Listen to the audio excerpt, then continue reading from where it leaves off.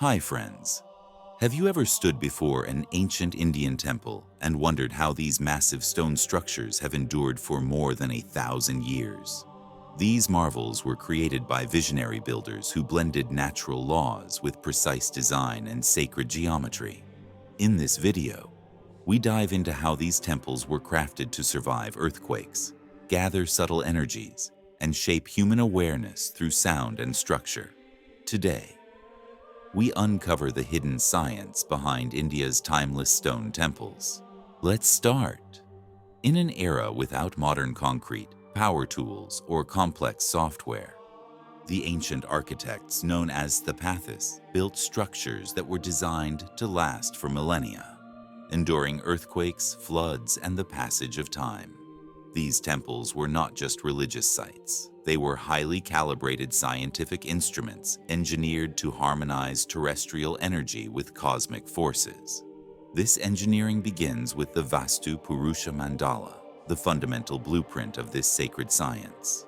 This cosmic grid maps the relationship between space, energy, and consciousness, transforming a plot of land into a living organism. The most comprehensive form used for temples is an 81-square grid where the central area, known as the Brahma Sthan, is kept open and unobstructed to allow cosmic energy to circulate freely. Every square in this grid is dedicated to a specific natural force, ensuring the building is perfectly aligned with the Earth's magnetic field and the movement of the sun. Site selection was treated with the same scientific rigor as the construction itself. Ancient texts specify that the best locations are energy hubs, where the Earth's magnetic waves are densest, such as riverbanks, lake shores, or hilltops. Before a single stone was laid, the soil underwent rigorous testing for density and vibrational quality. One traditional test involved digging a square hole and refilling it with the same sand. If excess sand remained, the land was considered high quality and structurally sound. This meticulous approach extends to the mathematical foundations of the temple through a system called Ayadi Shadvarga. These formulas ensure that every dimension, length, breadth, and height is in perfect harmony with the natural order, calculated so that the positive energy generated by the building always exceeds any potential depletion. The structural engineering of these temples anticipated modern seismic science by centuries. Unlike modern rigid buildings that crack under stress, ancient temples utilized a mortarless interlocking system. By using bird's mouth and tongue-and-groove joints, the massive stone blocks could shift slightly during an earthquake and settle back into place, effectively dissipating the energy of the tremors.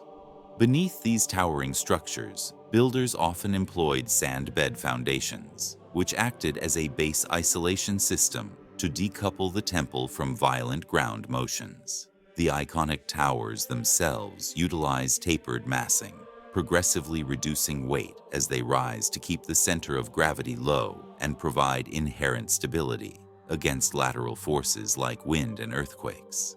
As you move deeper into the temple, the engineering shifts from the structural to the neuroacoustic. The Garbhagriha. In every temple is the most sacred and engineered space within the structure. It is designed as a windowless square sanctuary that functions as a high-intensity energy vortex. Worshippers undergo a ceremonial progression through gradually dimming halls, allowing their eyes to acclimate to the darkness and helping the mind withdraw from external distractions.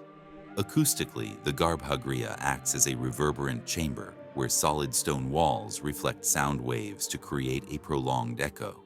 When Vedic mantras are chanted in this space, the architecture amplifies the resonant frequencies of the human voice, creating an immersive auditory experience that has been shown to decrease vocal effort for the reciter while focusing the mind of the devotee. Beneath the main idol in Garbhagriha, ancient builders buried yantras, copper plates inscribed with sacred geometry. Since copper is an excellent conductor, these plates were intended to absorb the Earth's natural magnetic waves and radiate them upward through the idol. Most idols are carved from granite, a stone specifically chosen for its ability to absorb and retain electromagnetic energy. Walking clockwise around the sanctum acts like a moving shaft cutting through a magnetic field, generating dynamic energy within the human body and realigning its energy axis.